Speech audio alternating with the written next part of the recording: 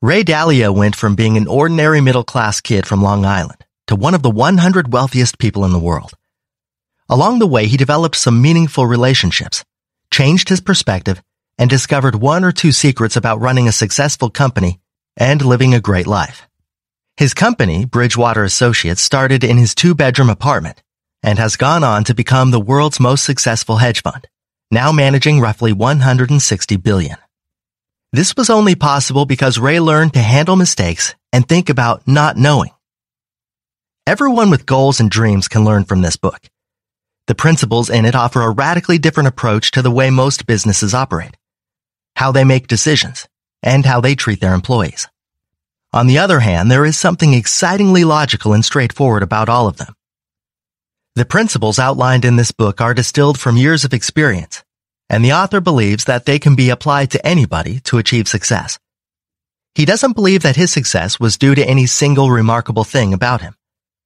Rather, it came from his determination to put these ideas into practice, find out the truth about each mistake he made, and learn through the process. There are 2 major sections. The first one examines life principles in depth, and the subpoints are numbered to refer back to the original text.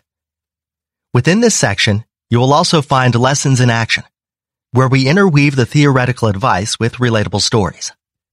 The second section examines how these principles translate into the language of business. I hope that these principles will help you visualize your own audacious goals, navigate through your painful mistakes, have quality reflections, and come up with good principles of your own that you will systematically follow to produce outcomes that vastly exceed your expectations. Part 1.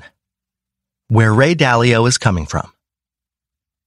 We are all born with different thinking abilities, but we aren't born with decision-making skills. We learn them from our encounter with reality.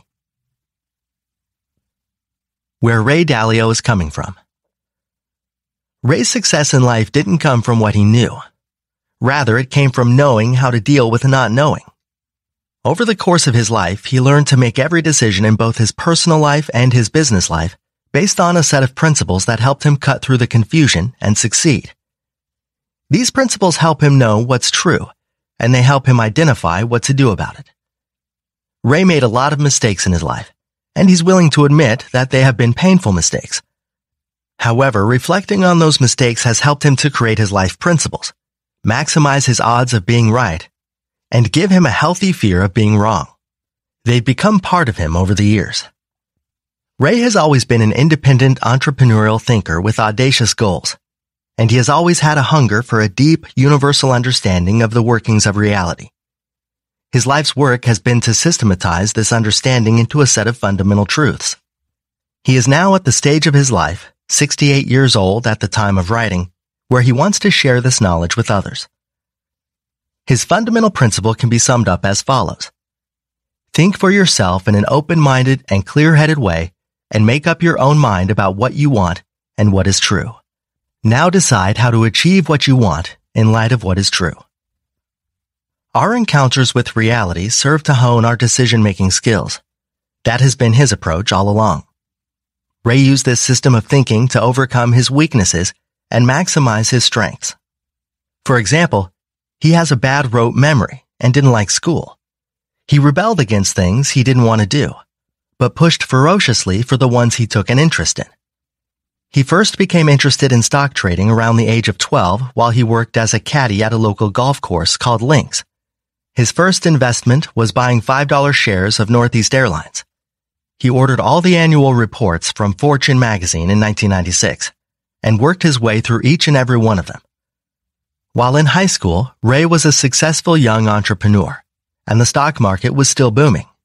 But he was unprepared for what was to come. The years between 1967 and 1979 provided a pair of terrible economic surprises that led to major losses and some painful lessons. These developments instilled an urgent need in Ray to understand macroeconomic laws as thoroughly as he could. During college, he majored in finance, which helped set the foundation. Later, when he was inspired by the Beatles in India, he also learned to meditate, which helped him develop an invaluable calm open-mindedness. That was all during the era of free love, mind-expanding drug experimentation, and youth rebellion against the establishment. In 1971, Ray graduated with a nearly perfect grade point average and enrolled in Harvard Business School. That same year, the global monetary system was in meltdown. He spent that summer researching world financial collapses, and he began to see patterns of cause and effect. He worked at a brokerage and handled his own accounts on the side, starting his company, Bridgewater. One of the biggest lessons he learned was that there are no safe bets in trading. A can't-lose trade ended up costing him $100,000, devastating him financially. That pain completely changed his approach to decision-making and spurred him on to create his principles and to record them. Ray began to see pain as a reminder that he still needed to learn more. It became like an elegant game, and the more he played, the better he got at the game, and the less pain he had to endure. By now, he had achieved and surpassed all of his goals. More importantly, he had discovered his chief source of satisfaction, the art of struggling well. Making money was never his primary goal. Instead, he wanted a mission in life, and he wanted meaningful relationships with inspiring people. The money was merely a bonus, and there were times when he was flat out broke. After 8 years in business, Ray was regularly writing his daily observations, which are still widely read by business leaders. Ray's experience in the livestock, meat, grain, and oilseed markets allowed him to formulate his first set of rules and principles for understanding market volatility. McDonald's used his theories to make a lot of money when they introduced Chicken McNuggets. Meanwhile, Bridgewater was successful in many other ways. Paul Coleman joined Bridgewater, and the two of them ran the company in a seat-of-the-pants sort of way from Ray's brownstone home, where he lived with his wife, Barbara, and their 2 sons. Paul and Ray became a great match because of the way they challenged one another openly and honestly. Inside Ray's brownstone is where many of his principles evolved. The economy was in terrible shape between 1979 and 1981. For their little company, these years were like a series of blows to the head with a baseball bat. Ray made certain economic predictions in the daily observations that turned out to be dead wrong. It was humiliating and very public, and the business suffered. At one point, he had to let go of all of the Bridgewater employees one by one. It was a gut-wrenching time, but provided a huge lesson in how to balance his aggressiveness and how to perfect his timing. But it was also a blessing in disguise. In the process, he learned to be radically open-minded and to accept the fact that he didn't know everything. He got to work creating a system that minimizes risk while maximizing profitability, and he started putting all the principles he was learning into writing. He analyzed the economic and interpersonal machinery to identify recurring patterns, another one of those. Along the way, he perfected his computerized Holy Grail method of stock trading. Computers simply make better decisions than people do, provided you take into account the proper constraints and conditions. Bridgewater went on to become the top-performing U.S. bond manager in the world. That brought new challenges, including the challenge of how to manage staff members in a growing organization. That challenge led to the idea of decision-making with idea meritocracy, and led Ray to learn about shapers, neuroscience, and what drives people. He learned to match people's merits to their jobs. During the final phase of the hero's journey of his life, and looking back from a higher level, Ray can see how his perspective has changed.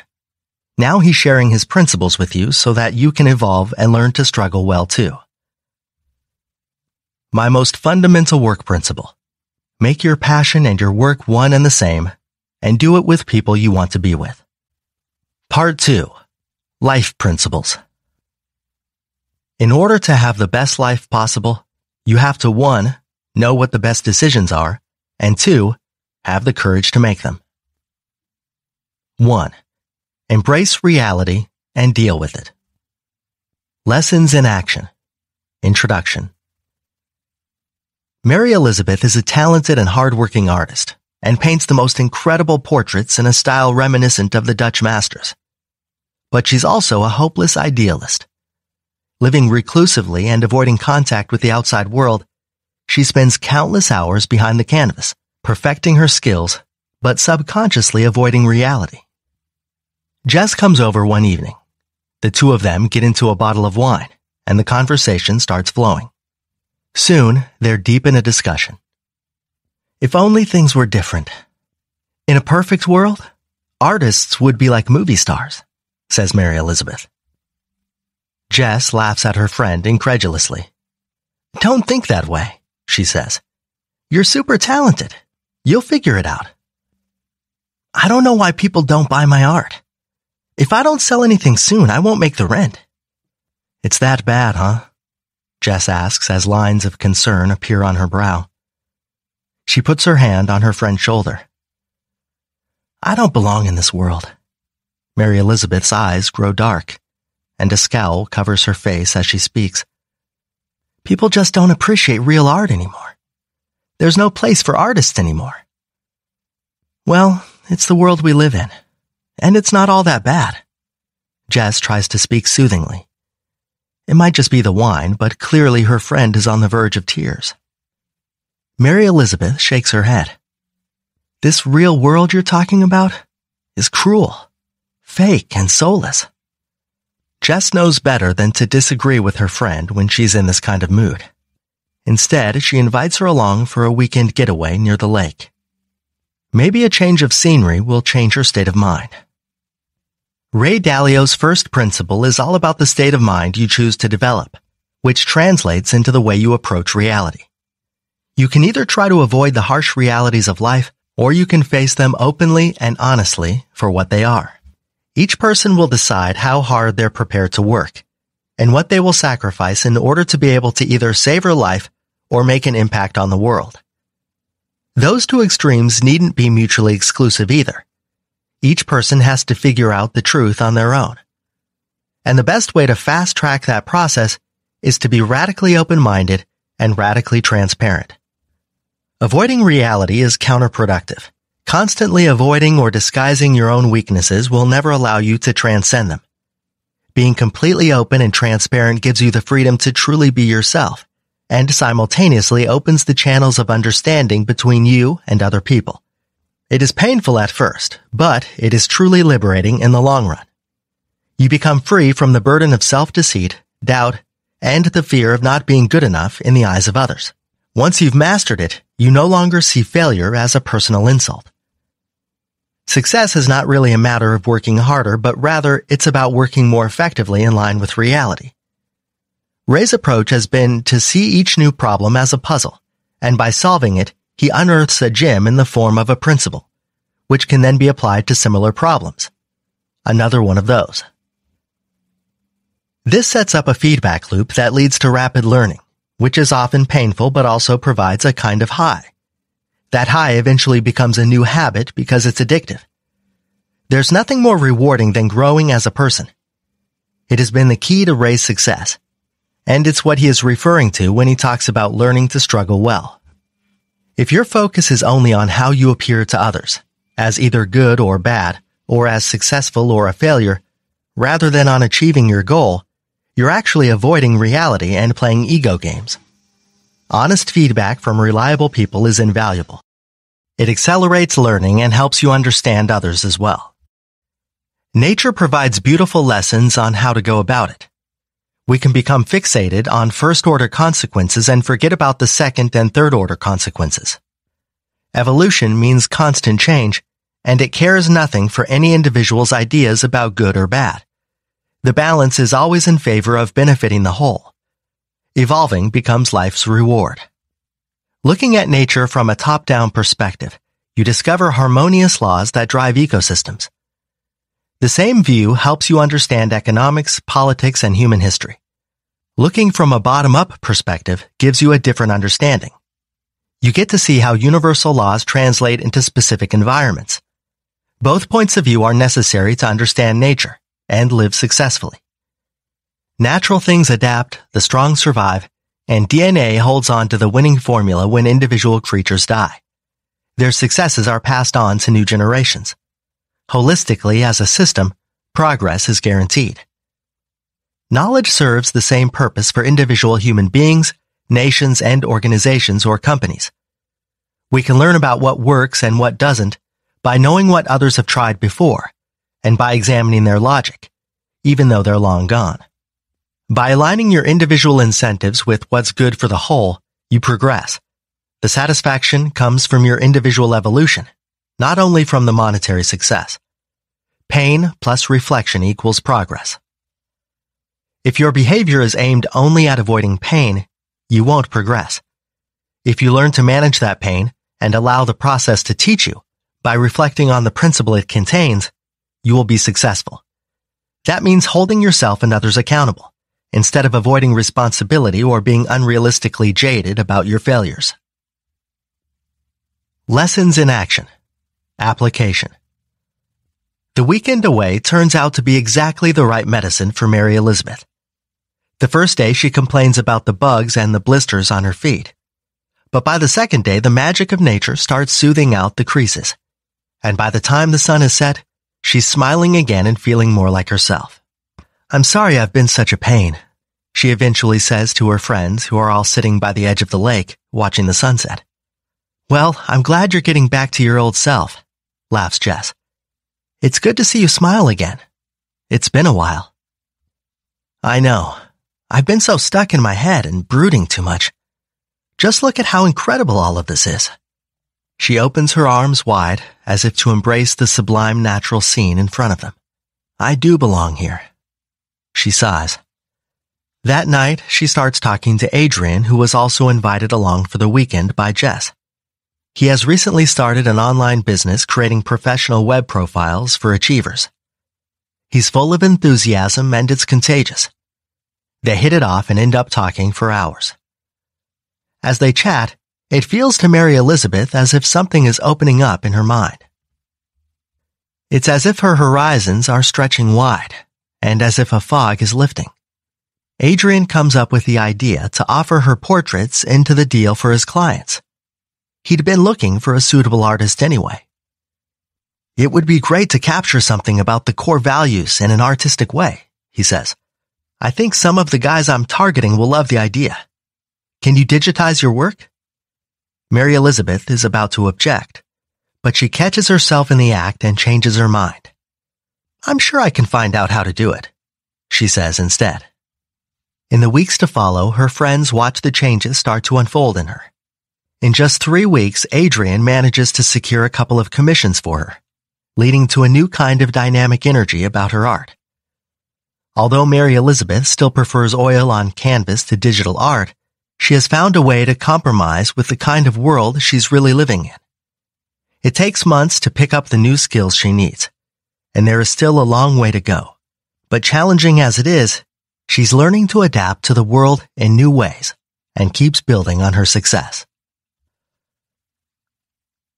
I have found it helpful to think of my life as if it were a game, in which each problem I face, reality, is a puzzle I need to solve. By solving the puzzle, I get a gem in the form of a principle that helps me avoid the same sort of problem in the future. Collecting these gems continually improves my decision-making, so I am able to ascend to higher and higher levels of play. 2. Use the 5-step process to get what you want out of life. Step 1. Have clear goals. Everyone has goals and desires, but not everyone is clear about their goals, and fewer still achieve all of their goals. Sometimes it's hard to decide what to aim for, because there are so many things that we want to pursue. Sometimes our goals are sensible, but they go against what we desire to do. You might have the goal of being physically fit, but you might not like to exercise, or you're unwilling to change what you enjoy eating, for example. It's important to reconcile your goals and your desires. The best goals are those that will enhance your life in the long run, and the ones that make sense in the widest possible perspective. Even seemingly unattainable goals can be achieved because as you progress, your ideas about what is possible keep expanding. If you remain flexible and remember that failure isn't personal, there's no reason you can't improve your life. Think clearly, prioritize your goals, and be audacious enough to aim high. Step 2. Identify the problems and don't tolerate them. Nobody achieves ambitious goals without solving some tough problems along the way. The difference between people who succeed and people who fail rests in the way different people approach those problems. Some people avoid facing their recurring problems at all costs because they're unpleasant or painful. They don't believe the problem can be solved. Others fail to identify the real problems while they fight imaginary ones instead, or they confuse the root cause of the problem with the symptoms. That's why it's important to be precise and clear-headed when identifying the root cause. Make sure you know what problems are big and what ones are small. Focus your time and energy on one big central problem at a time, and that will solve many smaller, incidental ones. Never allow a problem of any kind to derail your progress. Don't sweep them under the rug and hope they'll disappear. Instead, develop a severe intolerance for them. Step 3. Diagnose the root cause. Digging down into the details of what's causing the problem takes time and thorough analysis. Most of us jump instantly to propose solutions, but that often doesn't work. Once you scratch off the veneer, there is often an underlying root cause that's tricky to solve. Missing a train, for example, is a proximate cause, while the real cause of the fault is forgetfulness. Quite often, people miss the correct diagnosis because they're afraid to objectively judge the abilities, talents, and natures of other people. It's even more difficult to be objective about your own failings, and this is a vital part of the process. Step 4. Design a plan. For this step, you'll need to call on your higher-level thinking and look down on your path from the proper perspective. From this elevated vantage point, you can visualize the problems, potential outcomes, and possible routes to your goal. It's like visualizing the storyline of a movie. The best way to start is by first sketching out your plan in the broadest possible outline, and then systematically drilling down into the details. Major goals are split into smaller, more manageable ones, and then into specific tasks that are measurable. Write it down, systematize it, and track your progress against your plan. When the need arises, reevaluate and fine-tune your planning. Step 5. Push through to completion. This step requires the most personal discipline. It helps to see how each individual task relates to your overall goal in order to keep your motivation up. Tick off each item on your to-do list one by one and persevere. If you're terrible at sticking to self-imposed to-do lists, it can be useful to forge a symbiotic relationship with another person who is good at it. They can help to keep you focused and disciplined, even if you're no good at it yourself. To recap, take each step on its own and complete each one before moving to the next. Impatiently jumping from goal setting to problem solving confuses things in your mind. Few people will excel at all 5 steps, and each of us has weaknesses. But that doesn't matter in the slightest. Unearthing those weaknesses leads to personal growth, and being honest and humble about them allows you to find the best way around them. Combining humility with mental mapping, knowing what to do, is a recipe for success. It seems to me that the personal evolutionary process takes place in 5 distinct steps. If you can do those 5 things well, you will almost certainly be successful. Together, these 5 steps make up a loop. 3. Be radically open-minded. Lessons in action. Introduction. The big argument, as it would later be called, had reached a screaming crescendo. And if little Robbie hadn't blown that camping whistle at the back of the bus and forced Dad to pull over, there might have been a tragic accident, and at least one divorce. The entire extended Mackenzie family was packed into Granddad's old bus on their way back from the farm, when all hell broke loose. The argument had been simmering for weeks. At issue was the decision of whether or not to move most of the family out of the city, back to the farm, and go off-grid. Almost everyone agreed it was a good idea, but almost everyone had a strong opinion as to how to go about it. Nobody could agree, and Dad, who was behind the wheel, was the most emotional of everyone. There were far more questions than answers, but everyone thought they knew best. As the big argument developed into a raging schism, it was really about ego, and not about practicalities. Nobody was willing to look at the big picture, and nobody was prepared to give up their point of view. The Mackenzies were a close-knit family, and most of them were forward-thinking. This big decision, however, threatened to tear the family apart. In the end, it was Aunt Sarah, the quiet one, who convinced everyone that there was a better way to approach the decisions that needed to be made.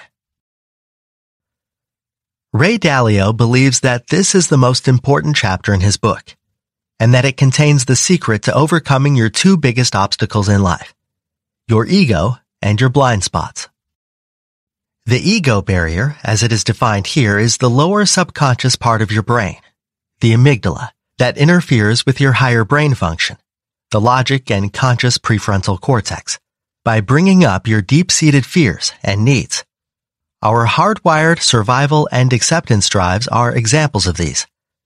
Everyone's brain is wired in basically the same way, but some people have found a way to transcend their self-division, whereas others have not. This is what makes all the difference.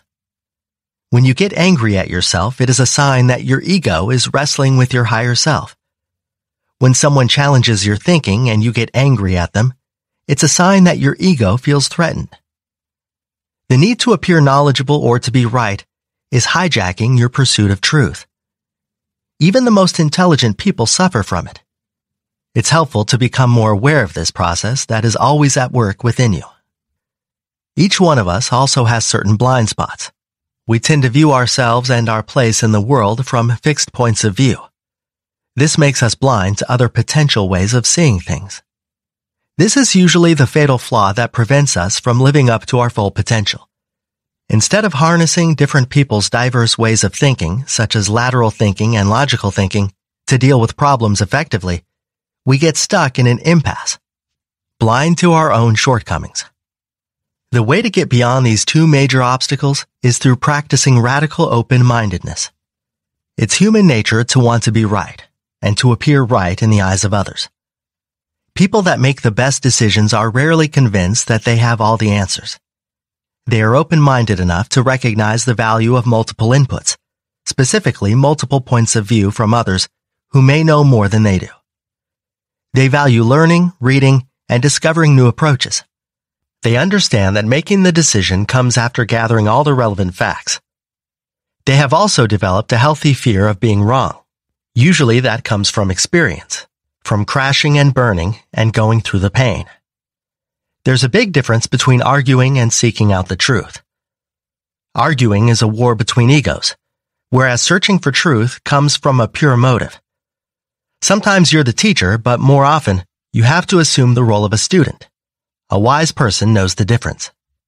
Ray Dalio talks about believability. He defines a believable person as one who has a proven track record of turning their approach into success.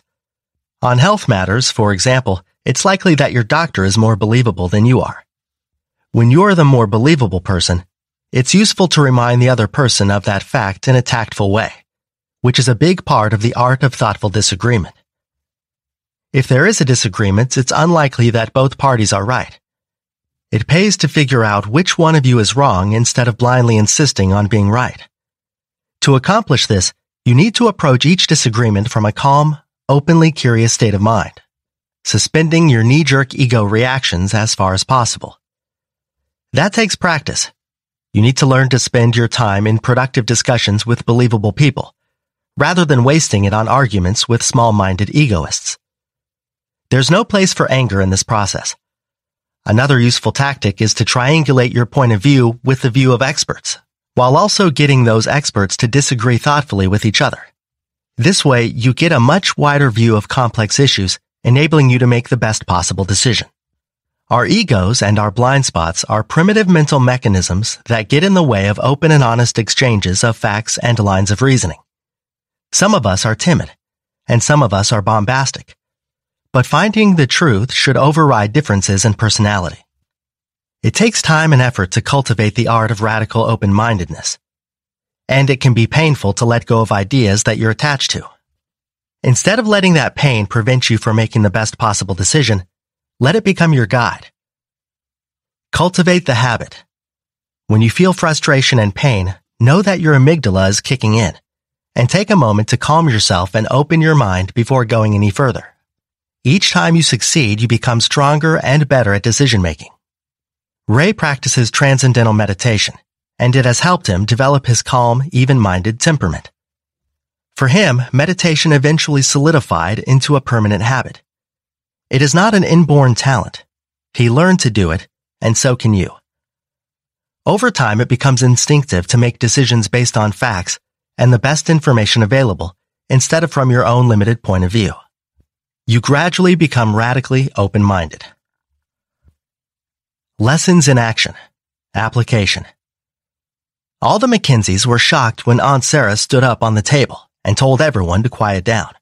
Nobody had suspected that this shy little dormouse could command so much attention when she wanted to. "You're all being pig-headed," she said as she stared everyone down, "and it's getting us nowhere. If we're going to make this happen, we need to set aside our egos and our petty differences and look at the big picture in a calm and systematic way." There were murmurs and comments, but Granddad shut everyone up and told them to listen, threatening that they could walk home if they didn't. Aunt Sarah spoke for a long time, calmly, persuasively, and logically. She acknowledged that each family member had good ideas, but opinions weren't enough. There were facts to consider, and someone had to go through the trouble to find out what those facts were. In the end, it took more than 5 years to move the entire McKinsey clan off-grid. There were plenty of obstacles and challenges on the journey, lots of changes, and many new things to learn. Along the way, there were bruised egos and hurt feelings, but something stronger than all of that helped keep them all together. It was only because Aunt Sarah had shown everyone that finding the truth was more important than being right that any of it was possible at all. Her calm open-mindedness had made it possible. She showed the rest of them how to have a thoughtful disagreement instead of an argument. Being radically truthful and radically transparent are probably the most difficult principles to internalize, because they are so different from what most people are used to. 4. Understand that people are wired very differently. Lessons in action. Introduction. Bob Prince worked with Ray Dalio, and the two of them were great intellectual sparring partners. When they attempted to systemize their global understanding of bond markets, however, their project hit a rough spot. Bob headed up the team, but the results were far from satisfactory. They couldn't get the conceptual thinkers to work well with the more literal thinkers. Ray and Bob had to think about why their project was failing.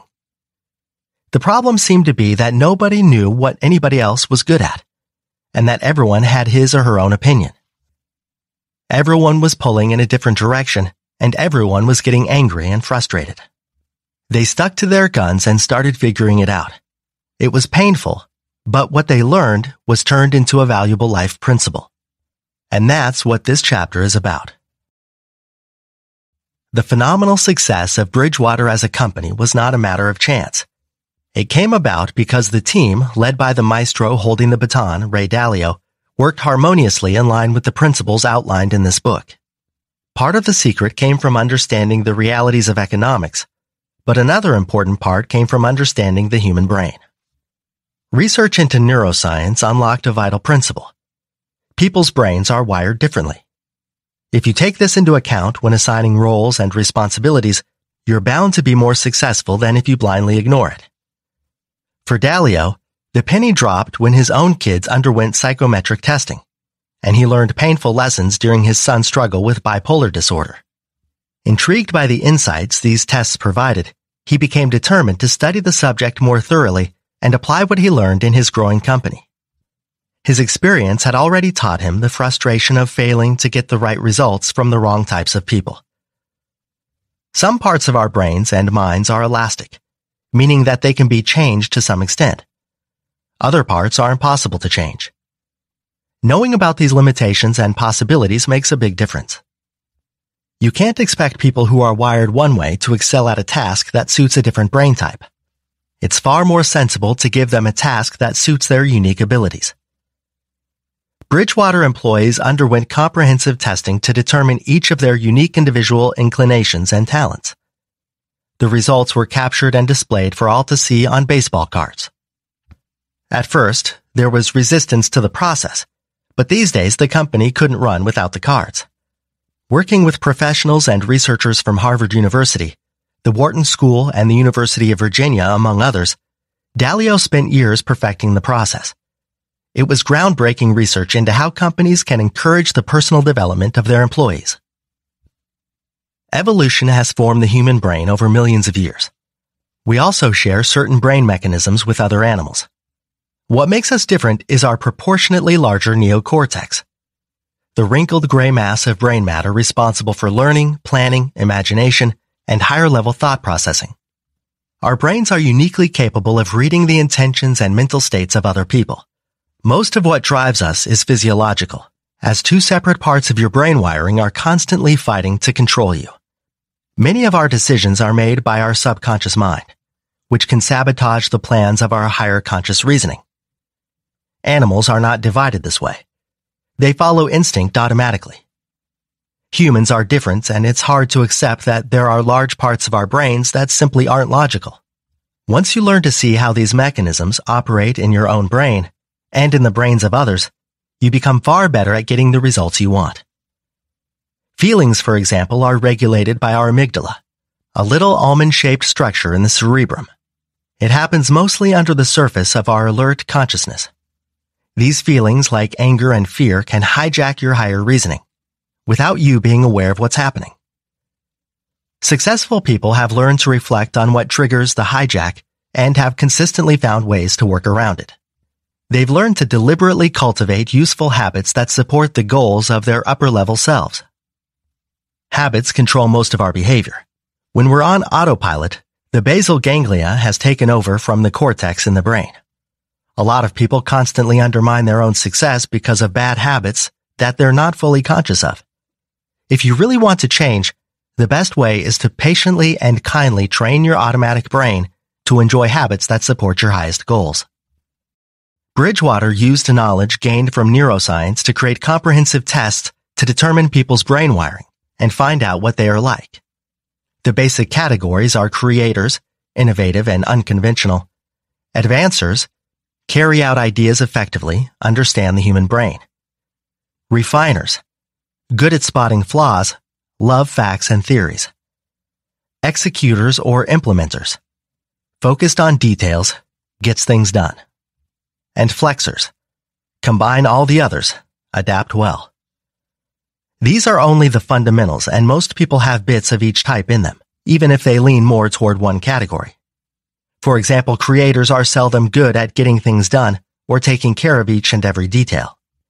Placing the right brain type in the right business function was one of the big secrets of the success of Ray Dalio and Bridgewater. Lessons in action. Application.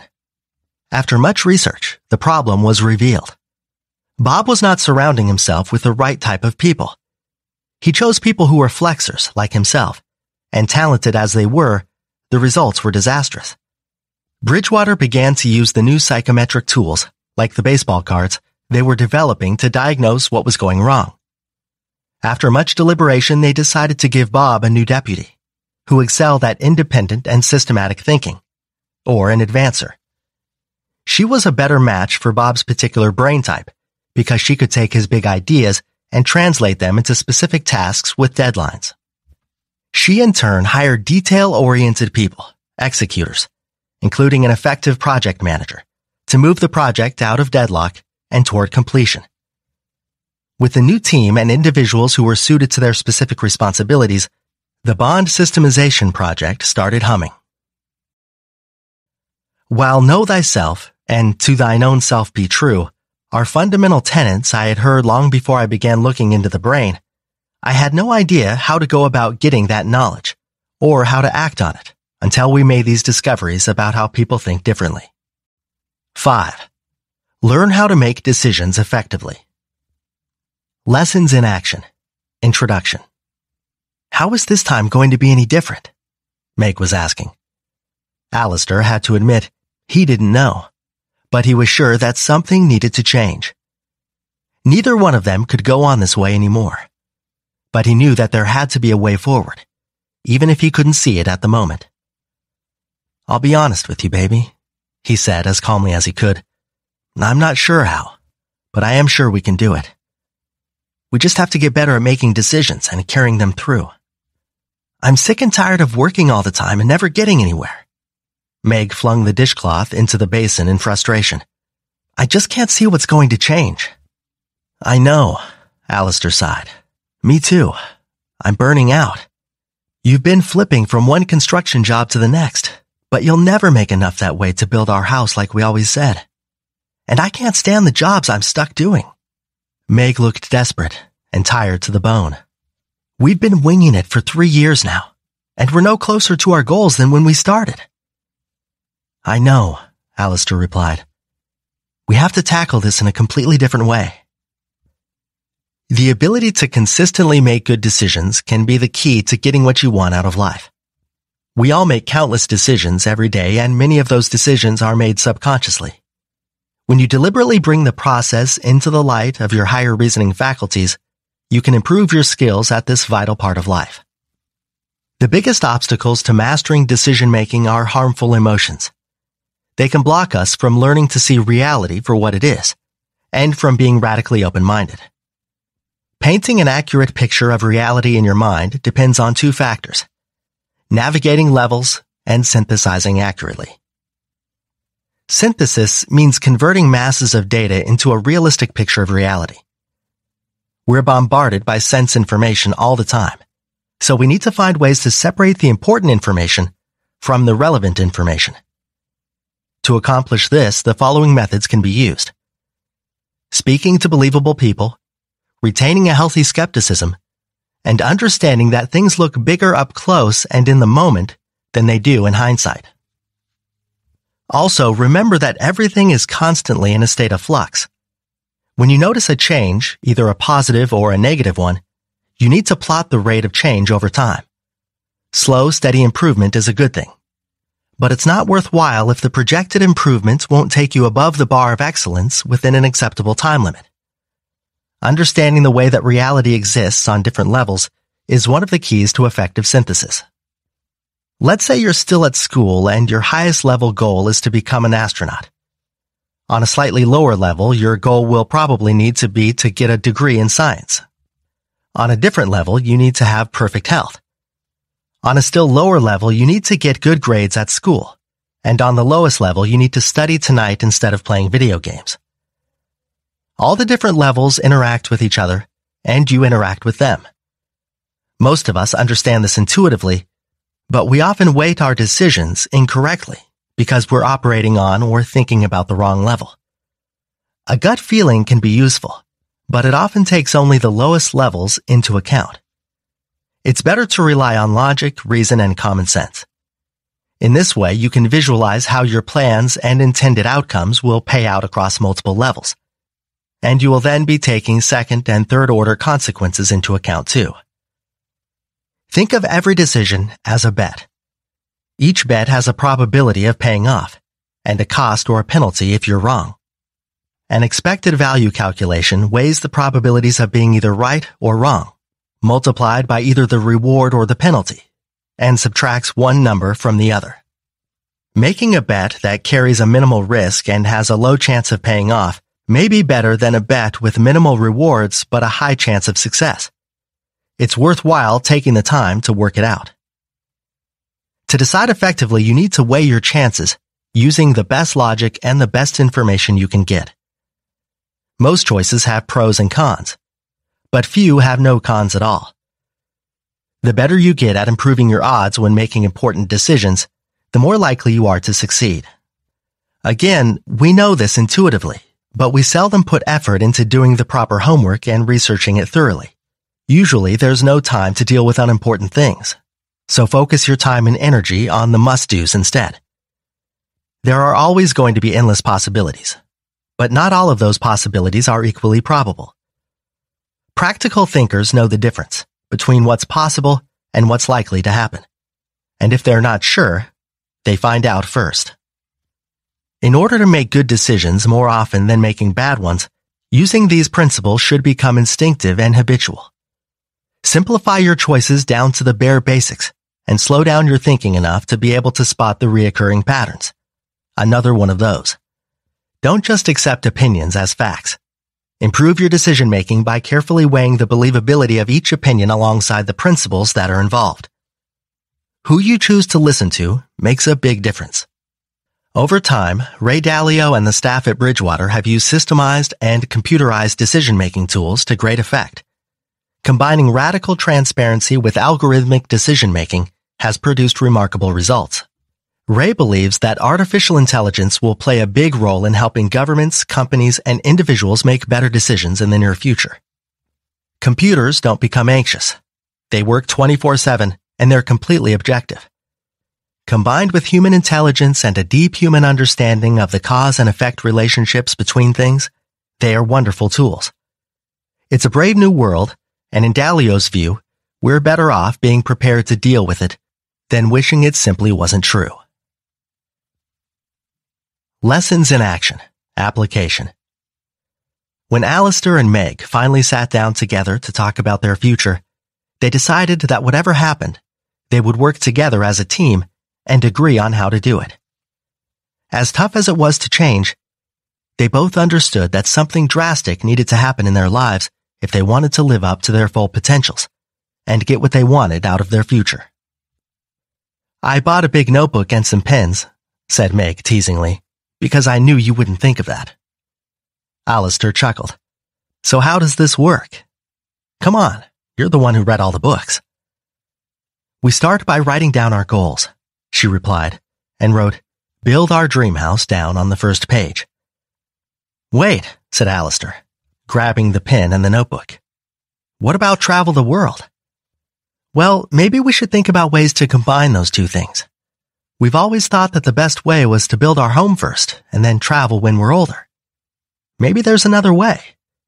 I've been reading Luke and Mindy's blog. Have you seen it? They're in Bali now." "I thought Luke was still working for his dad, selling cars." "No, they've both become digital nomads," Meg said. She pulled the laptop closer to show Alistair. "And they're loving it. Wouldn't that be something?" After that first all-night conversation, some arguing, some crying, and some laughing, it became obvious to them both that there was still a lot they needed to know. But they agreed at least that they both wanted to travel, and they wanted to buy a piece of land somewhere, beautiful and peaceful. Once that idea crystallized, it was as if everything else began to fall into place. Alistair began reading blogs about entrepreneurs and digital nomads who lived on the road and made money online. Meg discovered that there were opportunities to teach kids English in foreign countries. Over the next few months, they put together a plan and started working toward it steadily. Each time they had to make a major decision, they sat down and talked it through. Each time, the basis for making the decision was, does this get us closer to our goals? Then they imagined the future playing out in different ways, talking through all their options. "If we start in Thailand," Meg said, pointing out an article she was reading. "Look here. Here's the cost of living including rent, food, and travel." Alistair leaned over to look at what Meg was pointing at. "That way we can save at least $300 a month." "You're really good at this," he said, and started scribbling down the cost in their notebook. Each time their emotions and their flighty personalities threatened to derail the plans, they went back to the basics, painful as it was, and figured out what to do next. Their final plan looked nothing like the original, but it was much better in many ways. They were learning to visualize the outcomes they wanted and figuring out how to deal with the obstacles that stood in their way. 6 months later, they boarded a plane and set it off to Cambodia. There was much about their future that was still uncertain, but it didn't bother Alistair or Meg in the slightest. They were learning to make good decisions, and the rewards were sure to flow from there. It always pays to be radically open-minded and seek out believable others as you do your learning. Many people have emotional trouble doing this and block the learning that could help them make better decisions. Part 3. Work Principles. For any group or organization to function well, its work principles must be aligned with its members' life principles. Looping to success as an organization. In Principles, Dalio explains his methodology regarding achieving success using the term looping. This means that when the inevitable problems occur that derail your intended pathway to success, you deal with each one in turn. As you solve the first problem, you diagnose it and try to understand the root cause. That usually reveals a principle that will help you solve similar problems in the future. You push the solution through, completing the first loop, and then continue on your upward trajectory. Then the next problem occurs, and you create another loop in the same way. The end result is a series of loops that continue upwards toward your intended goal. The better you manage the process of looping, the quicker your trajectory ascends toward your goals. When people in an organization feel that their personal values, the way they think, and what they want out of life are aligned to the goals, values, and culture of the organization, it's a recipe for an outstanding organization with a happy workforce. The people and culture are the two foundations upon which Bridgewater built its success for 40 years, and it was made possible by following the principles we have discussed so far. Their company culture strives for excellence in all areas, and is solidly based on Dalio's hard-won life lessons. Each employee is encouraged to act like an owner, responsible for operating in this way and for holding others accountable to operate in this way. The following work principles show how the same ideas we've discussed are applied to the business world and to larger organizations. This work principles section is further divided into 3 sections. The first is to get the culture right, the second is to get the people right, and the third is to build and evolve your machine. An organization is a machine consisting of 2 major parts, culture and people. Great cultures bring problems and disagreements to the surface and solve them well, and they love imagining and building great things that haven't been built before. To get the culture right, you have to work in a culture that suits you. That's fundamental to your happiness and your effectiveness. You also must work in a culture that is effective in producing great outcomes, because if you don't, you won't get the psychic and material rewards that keep you motivated. 1. Trust in radical truth and radical transparency.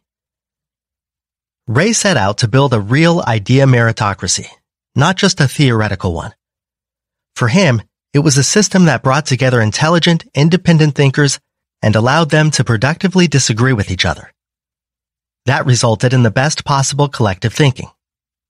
It enabled the team to resolve their differences in a believability-weighted way. Their system has consistently outperformed every other decision-making system.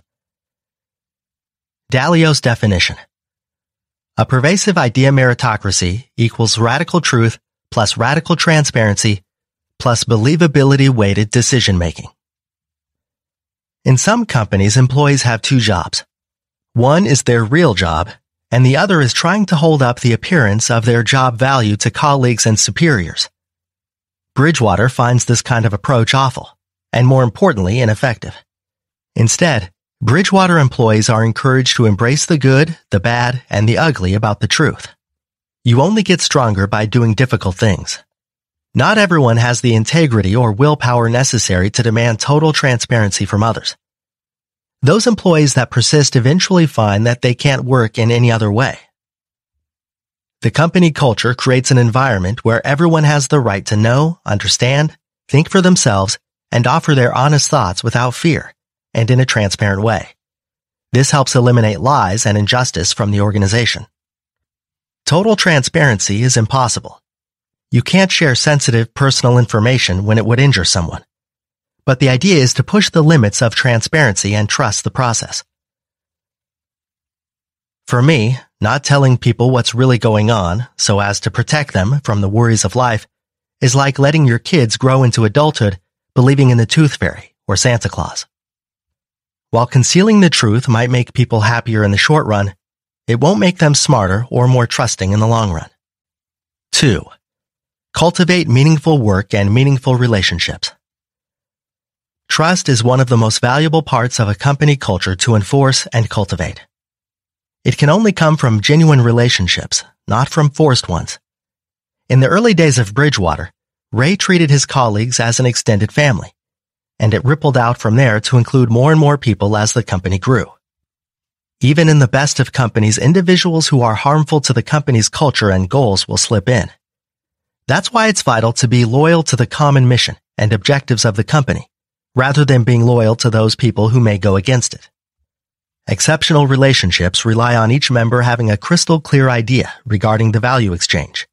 In other words, what is expected of them, and what can they expect to receive in return? People need to know where compromise is possible and where it is not possible. There's a difference between being fair and being generous.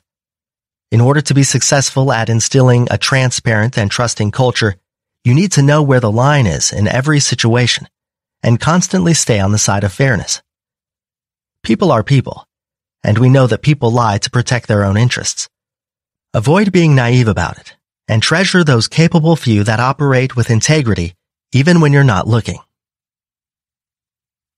Meaningful relationships are invaluable for building and sustaining a culture of excellence, because they create the trust and support that people need to push each other to do great things.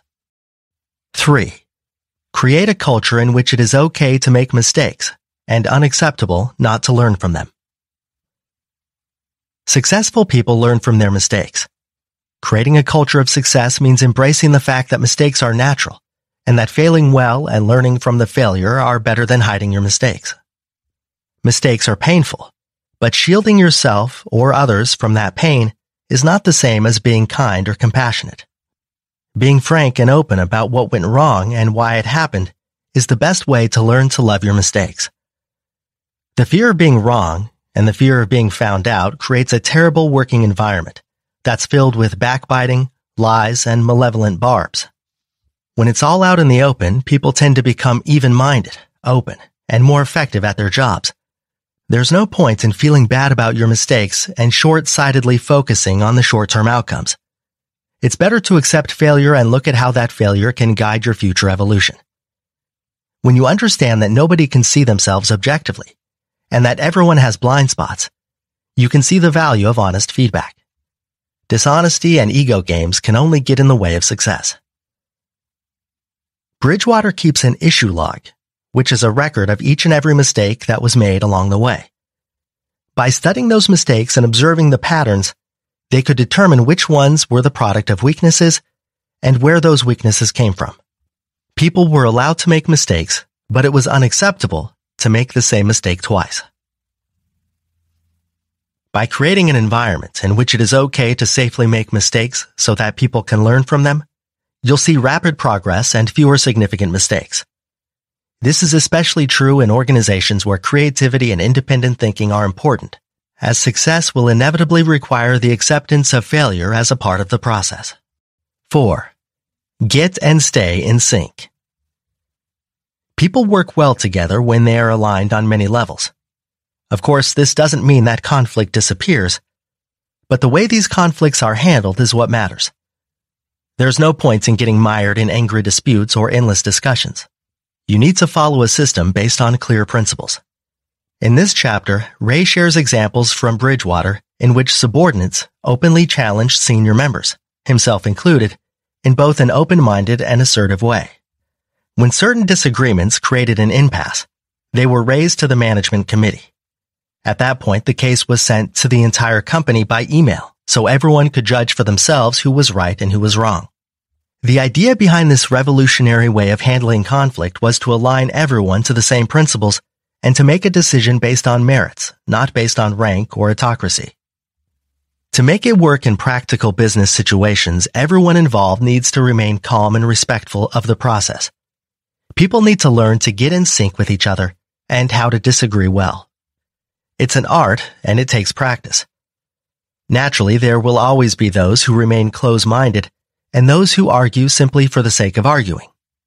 It pays to know who those people are, and if they can't work along with the team, they need to be removed. The person running the meeting needs to run the conversation and needs to be clear about the objectives, the levels of discussion, and the kind of disagreements that will help the process, not hinder it. Alignment can never be taken for granted because people are wired so differently. We all see ourselves and the world in our own unique ways. So deciding what's true and what to do about it takes constant work. 5. Believability-weighted your decision-making.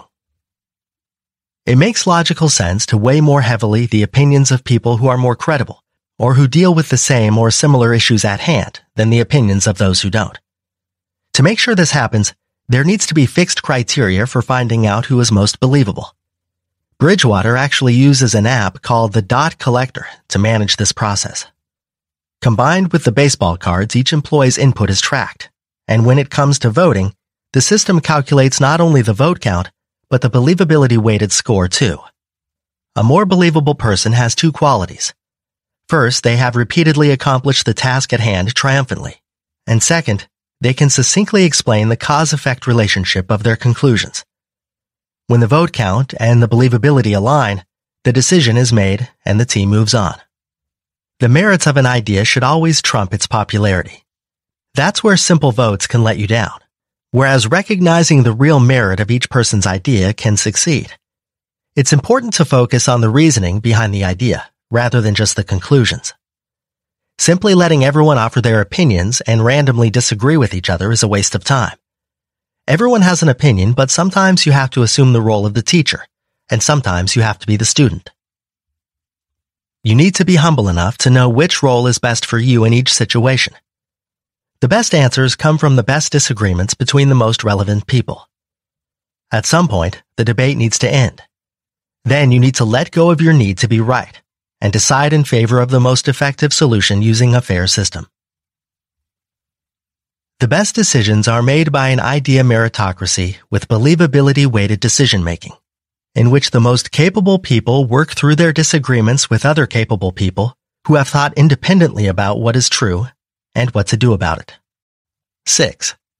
Recognize how to get beyond disagreements. Life isn't always perfectly fair, and most disputes will end with at least one person being unsatisfied. Taking this into account, idea meritocracy needs to be grounded on solid procedures that allow you to get past hurt feelings and deadlocks. There needs to be a clear way to make the final decision. Like the laws of the land, these principles can't be bypassed because two people agree to break the rules. If the principles you've agreed to are wrong, by all means improve them. But make sure it's recorded and that everyone follows the same standards of behavior. The right to take part in debate doesn't give everyone the equal right to make decisions. That must always remain the responsibility of one person who is accountable for his decisions. If you leave important conflicts unresolved, there are bound to be consequences down the line. You will undo all the hard work you've already done, and the system will backslide into anarchy. Everyone in the company needs to be on board with the process. And once a decision is made, it should be accepted, even if individuals still disagree. The cohesion of the group must supersede the feelings of the minority. To get the best out of idea meritocracy, someone has to have a higher level point of view. From that vantage, you can see the merits behind each opinion, but you're able to weigh up the believability of each one and assess the decision from a broader perspective. A system for settling disputes is essential in an idea meritocracy, because you can't just encourage people to think independently and fight for what they believe is true. You also have to provide them with a way to get past their disagreements and move forward. To get the people right. A culture and its people are symbiotic. The culture attracts certain kinds of people, and the people in turn either reinforce or evolve the culture based on their values and what they're like. 7. Remember that the who is more important than the what. A business is like a machine, and the parts that make it work happen to be in the form of people. No matter how bulletproof your processes are, if you have the wrong kind of person in the wrong job, there will be problems. Responsible parties, like senior managers, bear the consequences of their decisions, so they must be capable of making tough calls and getting results at the highest levels. It's only when 1, managers' incentives are aligned with their responsibilities, and 2, when they take full ownership of their decisions that they will produce the best results. Companies don't make decisions. Only people do that. When you know what you need in a person to do the job well, and you know what the person you're putting into it is like, you can pretty well visualize how things will go. 8. Hire right, because the penalties for hiring wrong are huge. It's always tempting to hire people who are like you, but that doesn't always equate to the best possible hiring choice. A more sensible method is to create a clear specification for the job that needs to be done and to match the candidates based on how they score on values, abilities, and skills that suit the job. Be specific about it, and don't let your personal bias get in the way too much. Not everyone sees things the way you do. When you are able to understand how you think and how other people think in different ways, your chances of finding the perfect fit will be much better. Never settle for an adequate fit. Instead, search for the candidate who sparkles. Remember, people seldom change on a fundamental level. You can teach someone, guide them, and encourage them, but they will always be the same kind of person at the core. If they lack character or are impractical idealists, there is little hope. Choose someone who you want to share your life with, because essentially that's what's going to happen. Don't be shy about sharing your warts or the things about your company that you'd rather hide. You'll find out soon enough anyway. Pay north of fairly, and pay for the person, not the job. Offer incentives to keep your employees because it takes a long time to find the perfect match, and it takes a lot of training and fine-tuning to reach optimum levels. Having to fire and rehire is never desirable. When you know what someone is like, you know what you can expect from them. 9. Constantly train, test, evaluate, and sort people. Exponential growth as a person can only come from development.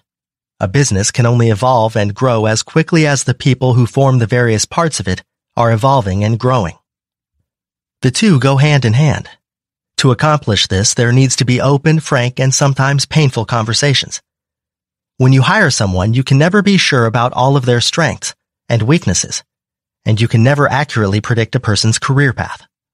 The principles help you to remain open-minded. Suspend your ego as an employer or as an employee, and create enough room to make a few mistakes. How else can we grow? Book learning can only take you so far. The rest comes through direct experience. Being too kind or feeling sorry for someone can only get in the way of the truth.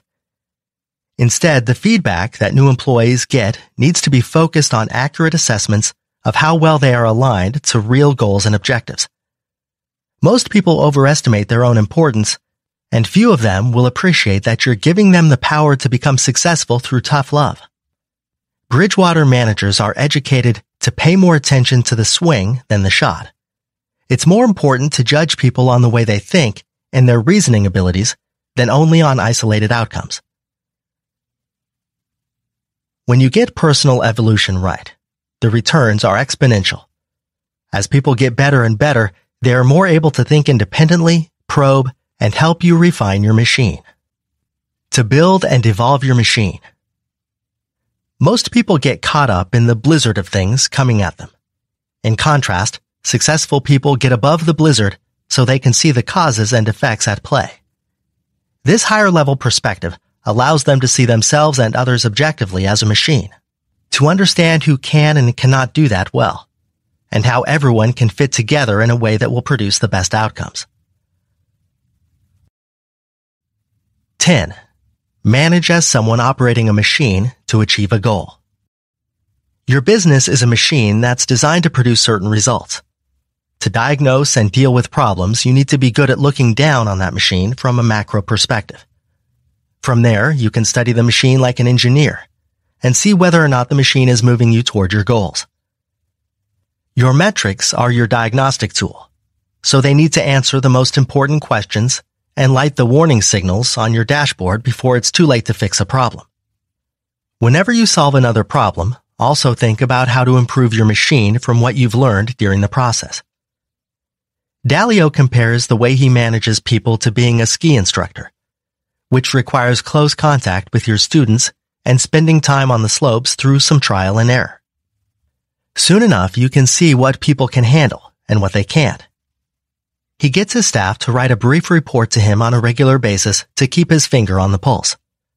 When he notices a suspicious thread, he pulls it so that small problems don't conflagrate into huge ones.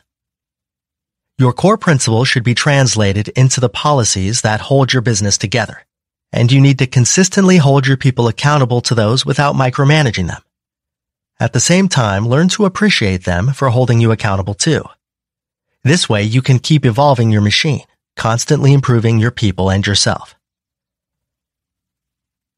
I built the machine that is Bridgewater by constantly comparing its actual outcomes to my mental map of the outcomes that it should be producing, and finding ways to improve it. 11.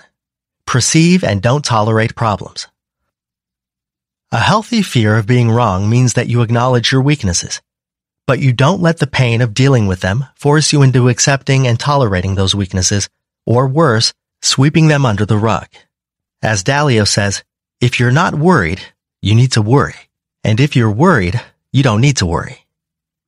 It's easy to gradually slip from excellence towards mediocrity, especially when your business grows and more people join your ranks. The head chef needs to keep tasting the soup to make sure that standards are never allowed to slip. Things don't just go wrong mysteriously. There's always someone specific doing things specific. So it is best to avoid generalizations and be courageous enough to fix the difficult things. If you can't fix them, you need to escalate, bring the problems out into the light, and get the best problem solvers to help you. Problems are like coal thrown into a locomotive engine, because burning them up, inventing and implementing solutions for them, propels us forward. Every problem you find is an opportunity to improve your machine. 12.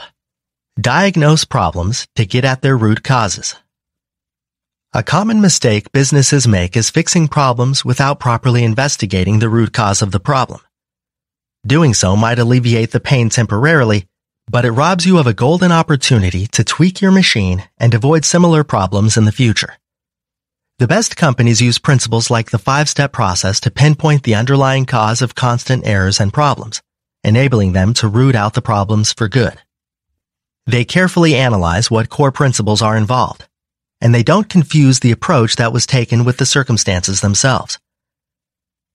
First ask yourself, did my machine do what it was designed to do? If not, you need to find out why and fix the machine. Is it a once-off occurrence, or is there a pattern? Then figure out how your machine and your people need to evolve to the next level by asking yourself what a high-quality person would have done in exactly the same circumstances with a perfect machine, and then keep asking why. Drill down into the deep specifics until the real root cause reveals itself. It's always tempting to rush through this process without being thorough and meticulous by the simple fact that other work is pressing and must be done.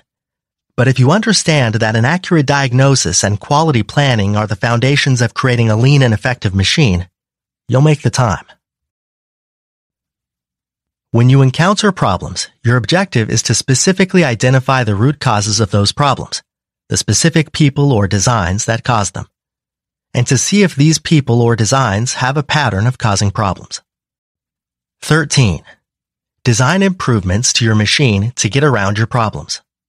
Nobody can start from scratch and come up with a perfect recipe for a successful business. Bridgewater became successful not because Ray Dalio knew all the answers when he started, but because he had the right attitude when facing painful mistakes and setbacks. Each time they happened, he got better at designing and building his machine. When his customer service wing began to slip and standards began to drop, he used this exact principle to fix the problem. He took the most important principles and built them into habits by implementing them in practical, systematic ways with checks and balances to ensure the highest standards. He built his principles into algorithms. He trained people to see the principles at work in their day-to-day tasks. It took time and deliberate attention. It wasn't something that was just nice to have. It was essential. Running the possible outcomes in his mind, as if they were movie scripts, he learned to visualize who would do what and when, as well as the results those actions would produce. A well-designed machine takes into account the fact that people are not perfect. In Dalio's view, an organization is built from the top down, so he paid more than the usual attention to hiring the best top-tier people he could find. They in turn had to extend the pyramid downwards, designing their parts of the machine along the same principles. This way, everyone in the organization reports to a believable person, someone who has the highest standards.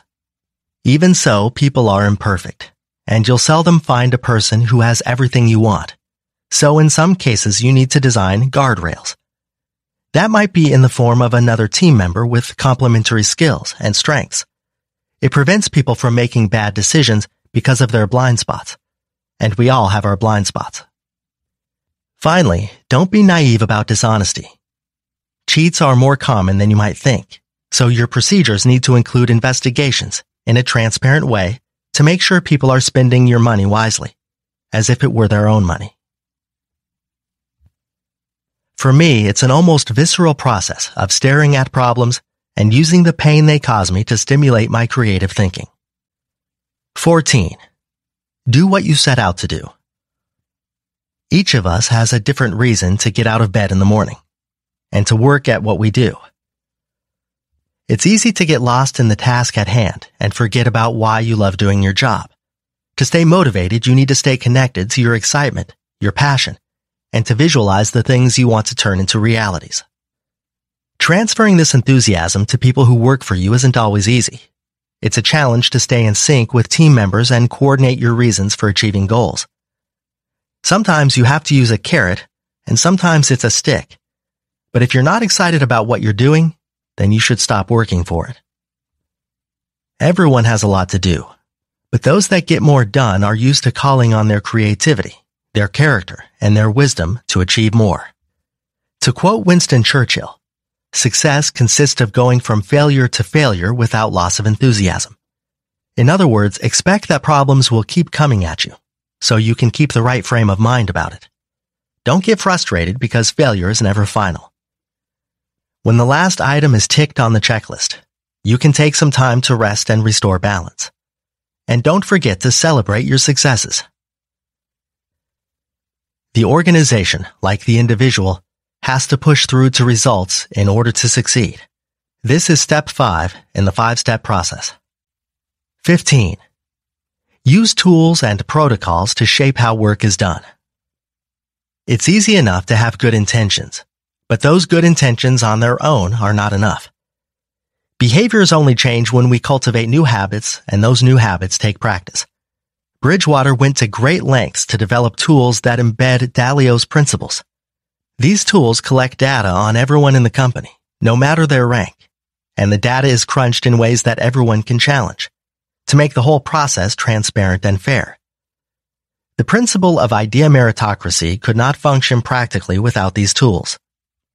They've taken it a step further, and what's evolved is a system of internalized learning.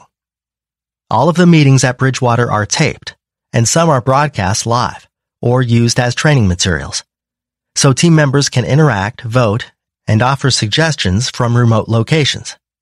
Each one can be used as a case study for teaching and for aligning people to the company culture. Students input their own thoughts into the system, and it tracks their strengths and weaknesses. In this way, Bridgewater can tailor their learning and their job assignments. This fosters the kind of environment in which people feel valued and respected, and where they have the confidence to offer their insights and objections in an open-minded way. The principles are clearly stated, and anyone can track, assess, and challenge the logic behind almost every decision.